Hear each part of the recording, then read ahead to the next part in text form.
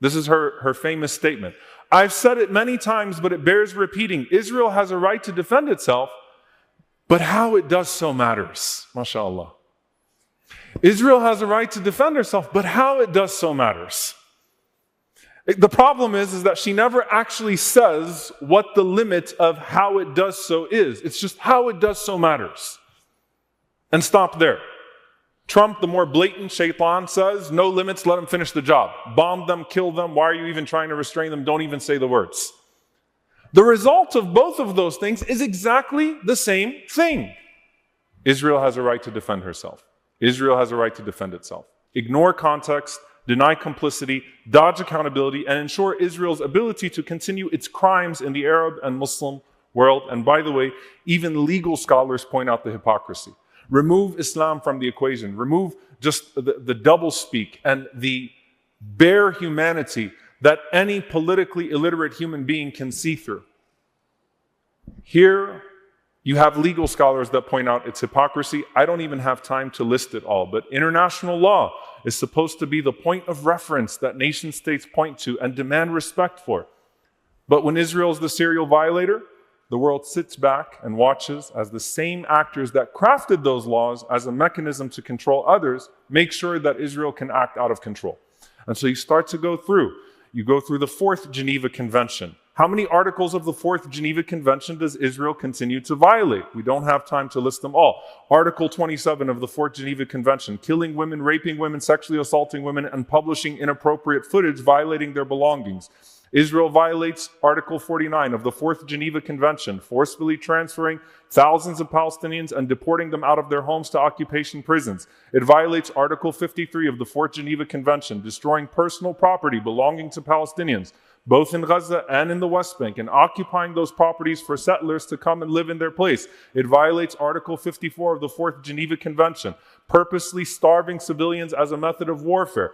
And it's established that even prior to this genocide, they would calorie count for the people of Gaza. Article 54 also prohibits attacking, destroying agricultural crops, livestock, drinking water installations, and supplies and irrigation works for the specific purpose of denying them for their sustenance value to the civilian population. Remember the videos of Israeli soldiers using sheep as target practice? We've gotten so desensitized to them using actual human beings as target practice that we forget that that's even a war crime. And of course, Israel keeps saying it has the right to self-defense.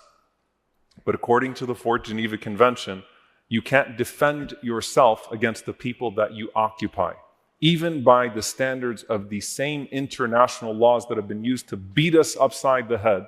Israel is the greatest violator and transgressor, but Israel has a right to defend itself. And the only thing that our politicians do is stand up and say, we're grieved over the death of Shireen Abu Akla. We're grieved over the death of Aisha Noor. We're grieved over the death of this person and that person and that person. But we'll wait for the investigation to carry itself out, and we believe that Israel has a right to defend itself. The last thing that you heard about Iran from our president, we don't believe Israel should bomb Iran's nuclear facilities, but Israel has a right to defend itself. So even if it does, we're okay with that. We're going to keep making sure that we write the checks and keep it going. Why am I saying this now? And I ran out of time. You're coming up on this anniversary. And I want us to just appreciate that as Muslims, we've allowed ourselves to be on the back foot way too often. Let's learn the lesson. And so as you get bombarded with the "do you condemn" questions coming up, say, I condemn you for your silence and complicity every single day before and after October 7th. You have no moral authority to ask me these questions. You have no moral authority to try to put us on our back foot. Palestinians have a right to defend themselves. Palestinians have a right to self-determination. As Muslims, we have an imperative ourselves to hold the line of moral consistency in a morally inconsistent world. We have the responsibility to say we're against the targeting of all innocent civilians, we're against the killing of all children, and we hold that line consistently across the board. It's not us who have the problem.